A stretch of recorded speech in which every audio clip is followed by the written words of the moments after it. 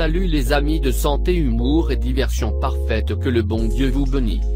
Existe-t-il une relation entre les émotions et les maladies? Nos émotions font partie de notre quotidien et, au même titre que l'on se sent bien lorsqu'on est envahi par les émotions positives, les négatives peuvent être à l'origine de souffrances. Avez-vous déjà eu un fou rire si important que vous avez eu la sensation que vous ne pourriez passer que le reste de votre vie heureux? Et, à l'inverse, avez-vous déjà ressenti une telle tristesse qu'il vous semblait ne jamais pouvoir en sortir? Nos émotions font partie de nous, les positives nous aident à grandir et à aller de l'avant, et les négatives s'accumulent en nous et peuvent provoquer des maladies. Nos douleurs en disent plus sur nos émotions.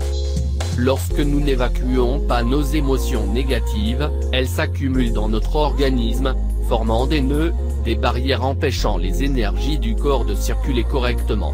Les peurs, la jalousie, la haine, la colère ou encore l'envie sont de véritables kystes. Ce sont des déchets qui s'accumulent, tout comme dans une poubelle et qui, s'ils ne sont pas jetés, peuvent être à l'origine de douleurs et maladies.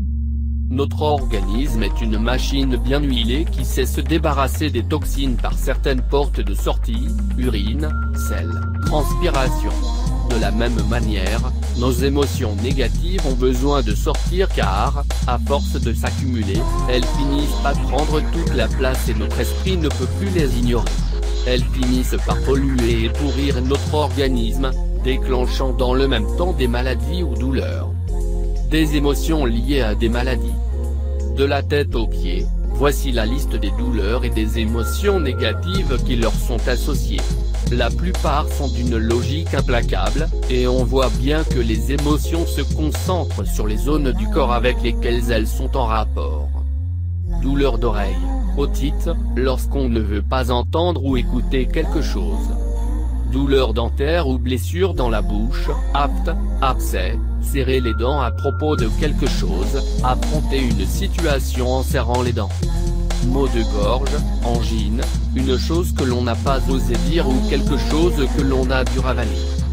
Nuque raide, douleur cervicale, rigidité, intransigeance, inflexibilité. Douleur dans les épaules, sensation d'un fardeau, tout prendre sur soi. La douleur dans les épaules peut aussi être le signe d'une difficulté à accepter l'autorité.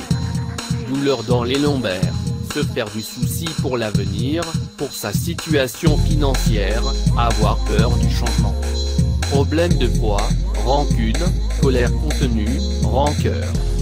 Infection urinaire, difficulté à trouver sa place. Douleur au genou, ne pas vouloir céder face à quelque chose. Douleur aux pieds, chevilles et jambes, peur du futur, difficulté à aller de l'avant et besoin de ralentir.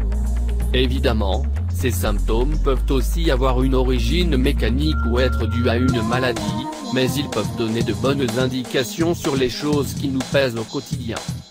Si vous avez écarté toutes les sources possibles de vos douleurs et pensez qu'elles proviennent d'émotions non gérées, n'hésitez pas à en parler à un psychologue qui pourra vous aider à les éliminer et à retrouver bien-être et sérénité. Merci d'avoir regardé cette vidéo et n'oublie pas de les partager.